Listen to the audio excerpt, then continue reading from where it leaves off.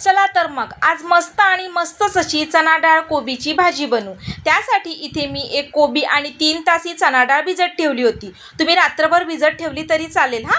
मस्त हा कोबी मी छान असा कट करून घेतला। मग गॅसवर कढई ठेवून त्यात 2 पळी तेल घालून जिरं मोहरी घातलं। मग लसूण मिरचीचा ठेचा घातला आणि व्यवस्थित परतून घेतल्यावरती 2 मोठे कांदे चॉप करून ह्यात घातले। त्यासोबत एक मिरची आणि कढीपत्ता घालून व्यवस्थित असं परतून घेतलं। मग एक मोठा टोमॅटो बारीक कट करून 2 मिनिटं कांद्यात मिक्स करून घेतला।